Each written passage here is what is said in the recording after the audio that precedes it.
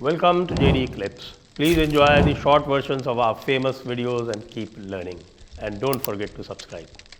जिस समय साहिल अपने चैनल पे इस्लाम की बात करता है, इस्लाम का सच बताता है, सिर्फ सच बताता है, वो कभी मैंने नहीं देखा कि उसने एक शब्द भी झूठ बोला बिना रेफरेंस के बोला हो।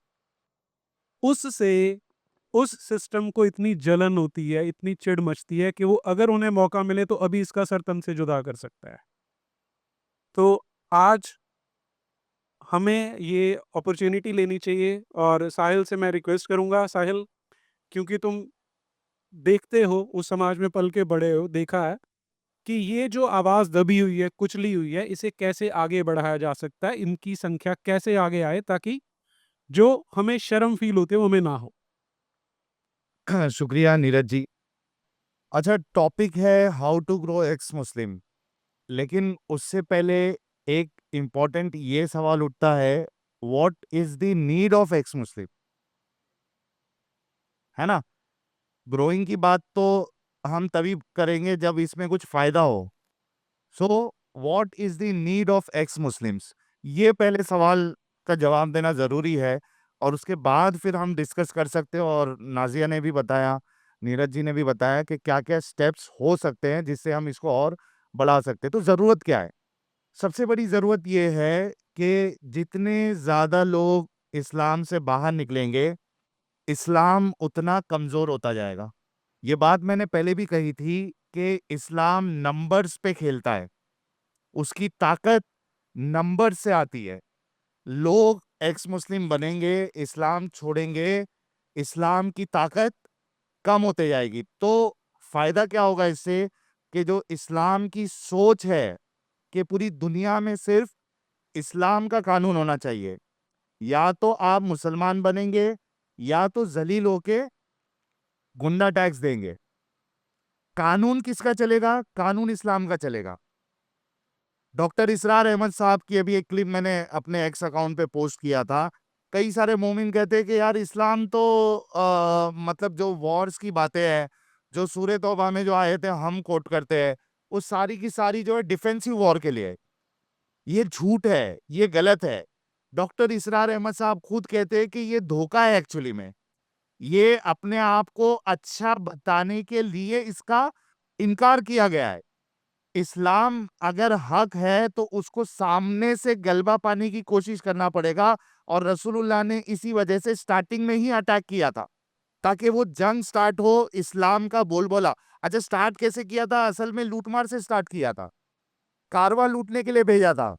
जो कारवां जा रहे थे, बिजनेस कारवां, उसको लूटने के लिए रसूलुल्लाह ने भेजा था। जैसे ही मदीना गए, वहां ताकत मिली, लूटमार का नंगा नाच स्टार्ट हो गया। तो यहाँ पे एक चीज ये हमको समझ में आती है कि एक्स मुस्लिम इसके लिए जरूरी है, क्योंकि इस्लाम की उससे ताकत खत्म होगी, कम होगी, और वो जो उसकी चाहत है कि पूरी दुनिया में उसको छाना है, अपना बेस बनाना है, अपनी शरीयत लागू करना है, इसमें वो कभी भी सफल नहीं होंगे। इसके अलावा मैं समझता हूं कि मुसलमान इस्लाम के सबसे फर्स्ट विक्टिम है। मुसलमान इस्लाम के सबसे फर्स्ट विक्टिम है। हर एक इंसान को हक है कि वो अपनी जिंदगी दिमागी अपंगता से निकलकर एक अच्छी जिंदगी गुजारे। इस्लाम में रहते हुए आप एक अच्छी जिंदगी गुजार नहीं सकते, आप इंसानियत वाली जिंदगी गुजार नहीं सकते। तो हर एक का हक है, हर मुसलमान का, कि उस तक इस्लाम की हकीकत पहुंचे। तो इस्लाम की हकीकत बताएगा कौन भाई? जो खुद इस्लाम में रह चुका है। अभी अगर नीरज जी कुछ बताएंगे, संजय जी कुछ बताएंगे, योगी जी कुछ बताएंगे, तो सबसे पहले मुसलमान क्या बोलेगा? ये क्या कर रहा है? ये प्रोपेगेंडा कर रहा है, ये झूठ बोल रहा है। लेकिन जो आदमी घर से निकला हुआ है, अगर कुछ लोग रिजेक्ट करेंगे तो कुछ लोग ये तो सोचेंगे कि यार इसमें रहते हुए ये क्यों निकल गया। तो इस वजह से भी एक्स मुस्लिम्स की जरूरत है, इस समाज को, इस देश को, और पूरी दुनिया को। समाज भी ठीक होगा, देश की भी तरक्की होगी। आप देखिए ना, एक मुसलमान जिसको पहले से ये बता दिया गया है कि भाई रिस्क देने वाला अल्लाह है, आपने बच्चों का कत्ल नहीं करना है। रिस्क खिलाने वाला कौन है? अभी एक हिंदू है, आप है, नॉन मोमिन है। साहिल, जब वो रिस्क बोल रहे हैं तो वो खाने की बात करें, वो रिस्क रिस्क नहीं है। कई लोग रिस्क समझ लेते हैं, रिजक या RISK नहीं, रिस्क नहीं, रिस्क। रोजी, रोजी रोटी। हाँ, रोजी रोटी समझ लीजिए आप, रोजी रोटी आसान भाषा में।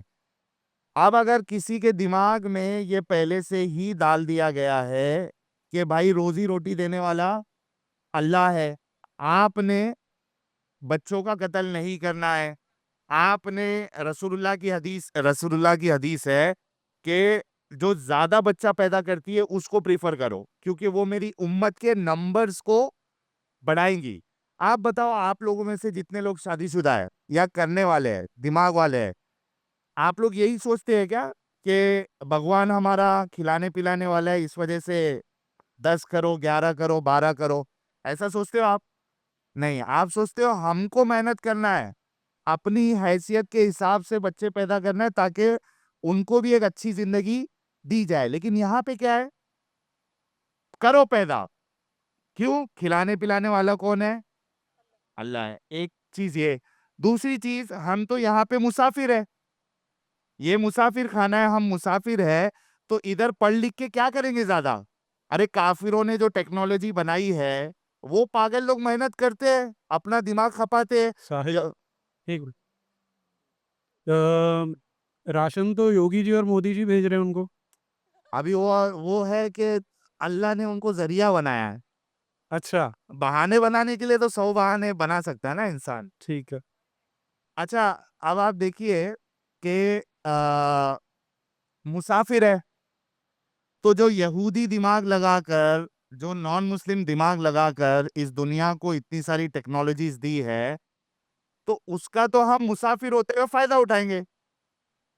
लेकिन मुसाफिर खुद अपनी अकल लगा के कुछ चीज दुनिया को नहीं देगा, तो भाई ये भी हमारे देश के लिए नुकसान है क्या? नहीं है? आज मुसलमान जो है पढ़ाई लिखाई में पीछे है क्या? नहीं है? कितने लोग ग्रेजुएशन कंप्लीट करते हैं, कितने लोग पोस्ट ग्रेजुएशन करते हैं, कितने लोग 10वीं तक जाते हैं, और फिर इनमें लड़कियों की बात तो फिर आप छोड़ ही दीजिए कि उनको कितना पढ़ने दिया। तो ये देश के लिए नुकसान है क्या? नहीं है? अगर लोग इस्लाम जैसे कल से बाहर निकलेंगे, उनको समझ में आएगा कि इस दुनिया में आपने अपना भी योगदान देना है सोसाइटी को। जैसे आप दूसरे का फायदा उठा रहे हो, दूसरे की अकल का, वैसे आपने खुद का भी योगदान देना है, ताकि समाज बेहतर हो, ताकि देश तरक्की करे। तो एक्स मुस्लिमों की जरूरत इसलिए भी है ताकि ये दिमागी अपंगता वाली सोच खत्म हो, और जो हमारे देश के ही लोग हैं ना, अरे भारतीय है ना भाई, हमारे ही है ना, तो हम नहीं चाहते कि हमारे भारतीय जो है इस दिमागी अपंगता से निकलकर इस भारत का हिस्सा बनकर इस भारत को तरक्की दे। तो इस वजह से भी एक्स मुस्लिमों की जरूरत है।